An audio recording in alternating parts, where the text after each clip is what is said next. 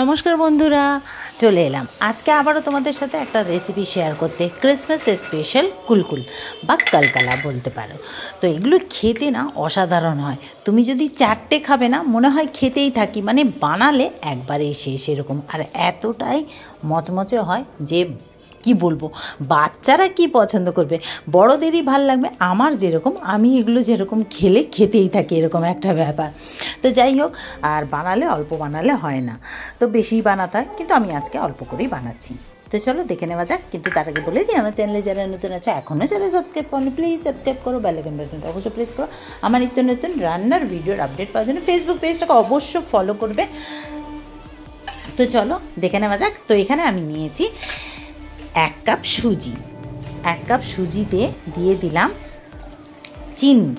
1 cup চিনি দিয়েছি, 1.5 cup চিনি দিয়েছি।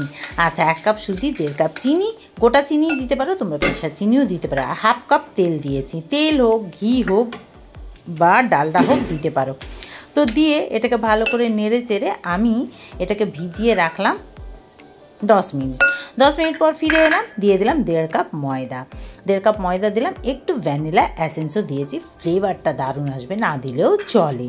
তো ব্যাস, এবারে এটাকে ভালো করে মেখে নিলাম খুব সুন্দরভাবে। আর দুধ দিয়েছিলাম, তোমরা এখানে নারকেলের দুধও ব্যবহার করতে পারো, খুব ভালো লাগে। আমি এখানে নারকেলের দুধই ব্যবহার করেছি, আর নারকেলের দুধ না থাকলে এমনি দুধ। তো দুধটা দিয়েই সুজি চিনিকে ভিজিয়ে রেখেছি তেল দিয়ে। তারপরে 10 মিনিট ভেজানোর পর ময়দা দিয়ে মেখে নিলাম। তো আমি এখানে 1 কাপ মতো দিয়েছিলাম দুধ।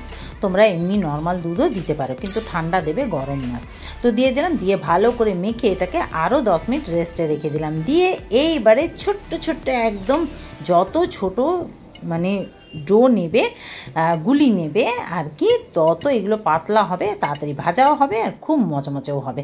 তো এরকম একটা কাঁটা চামচের সাহায্যে উল্টো দিক দিয়ে এটাকে ভালো করে কাঁটা চামচের উপরে আগে সেভ করে নিলাম, তারপরে আস্তে করে রোল করে নিলাম। তো ডিজাইনটা হয়ে গেল।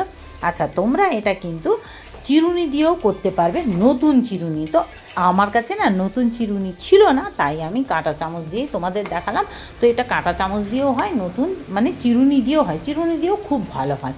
দিয়ে ভালো করে এগুলোকে ভালো করে বানিয়ে নিলাম এইভাবে। আর মুখগুলো একটু চেপে দিতে হবে, নাহলে খুলে খুলে যাবে।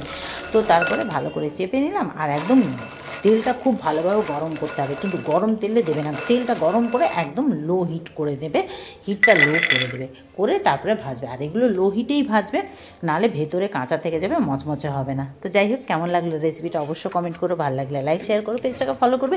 একবার হলেও ট্রাই করো, অসাধারণ হয়েছে। আর এটা তোমরা 1 মাস স্টোর করে রেখে খেতেও পারবে।